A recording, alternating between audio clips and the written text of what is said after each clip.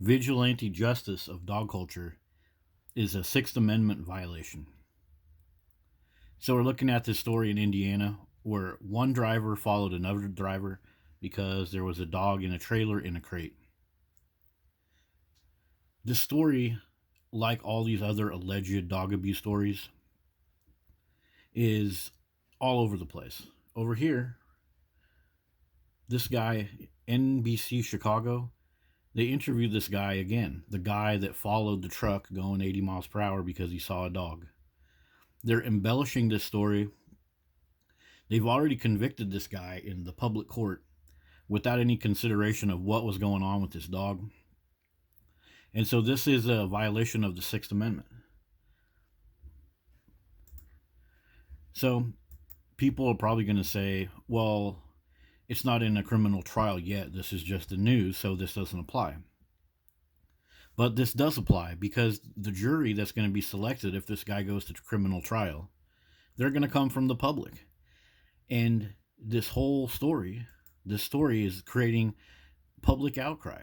Every news channel, we got ABC Chicago right here. We got another one right here, NBC Chicago. There's several other ones. They're convincing the public that the person driving this truck was just some terrible animal abuser, like the worst person you could ever see. They must be fired. They must be hung. They must be imprisoned. If you look in the comments, it's all just a bunch of nasty talk. And so, look at the Sixth Amendment. It says that you should have an impartial jury of your peers in the state or district where the crime had been committed.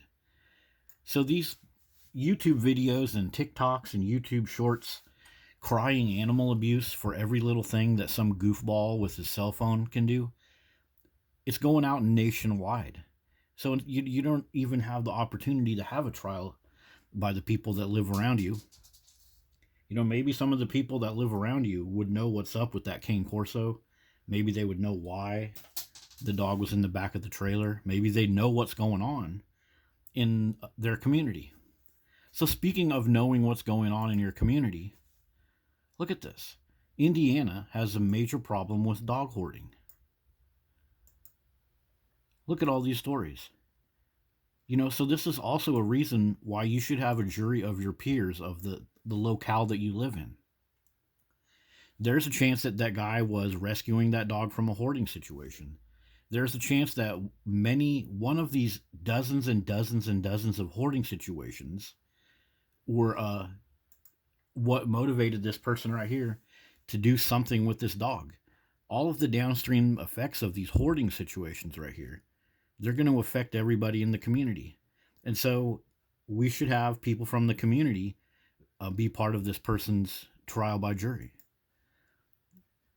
And look at this. Informed of the nature and the cause of accusation and to be confronted with witnesses against him.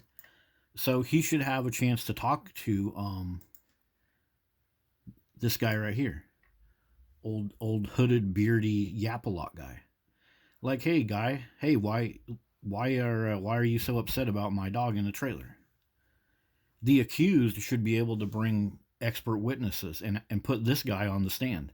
Could be like, hey sir, do you own a lot of dogs? Well, yes, I do. Oh, are they your family? Yes, of course they are. Oh, so were you maybe very emotional when you saw the dog on the trailer? Were you very upset? Was everything that the dog was doing making you think he was hurt? Oh, yes, it was. You see, a cross-examination of the people in this case, you could probably wipe the floor with this guy right here. This guy seems very emotionally compromised.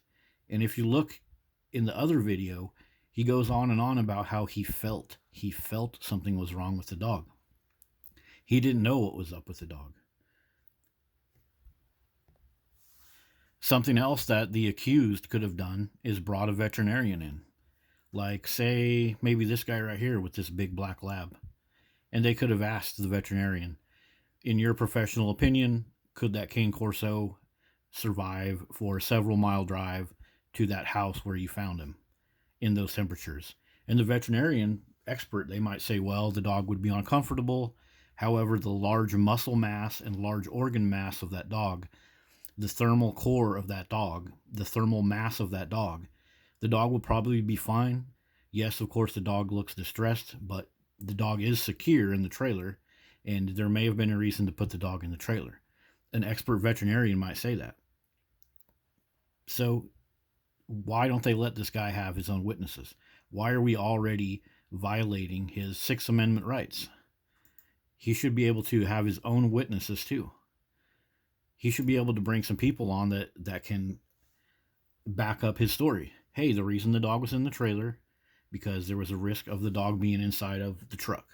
There is a good reason why I didn't put him in the truck, and that's why we got the trailer. It's a proper trailer. It has a big gate in the back, and it's a lot better than having the dog loose in the trailer with a collar, because then the dog could jump out. You know, but instead of allowing these people to have witnesses, we just throw them under the bus. And also, they should be able to have their own defense. That guy should be able to bring on his own defense.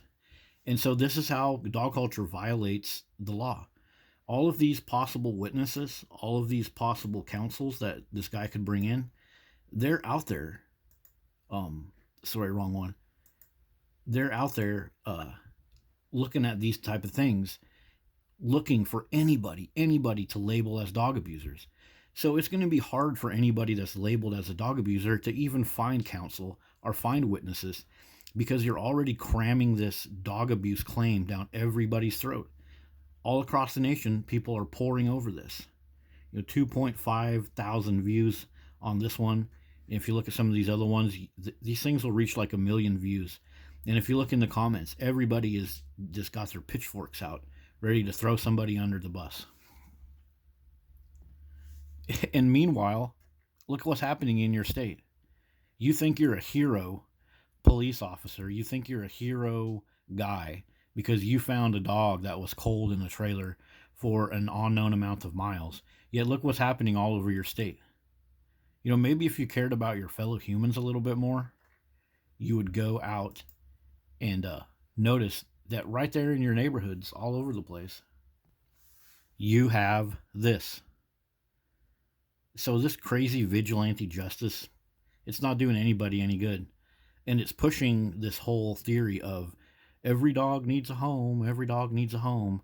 Well, they live in homes full of worms, feces, ticks, fleas, scabs, anal discharge, facial discharge, all types of sick nastiness.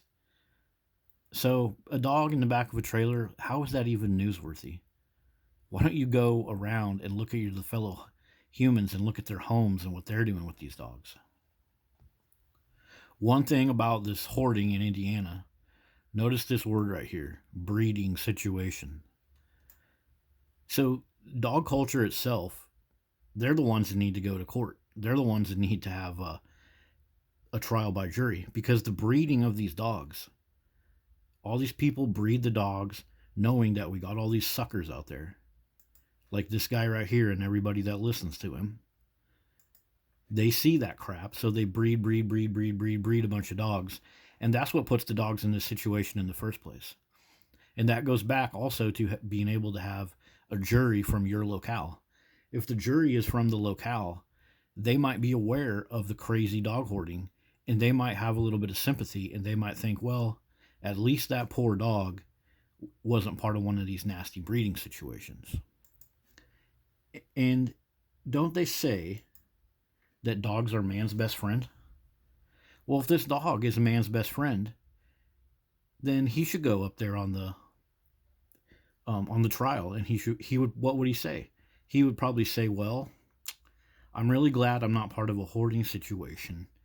The trailer ride was a little scary, but you know what? We made it to the house that we were going to, and I've lived this long, and I've got to be around humans this long, and I'm man's best friend, so please don't put people in jail. Please don't fight amongst yourself. Please don't encourage each other to hurt each other. If this dog was man's best friend, then why don't you plug that logic into what the dog might say? But nobody's going to do that. And so I think dog culture is a huge violation of the Sixth Amendment.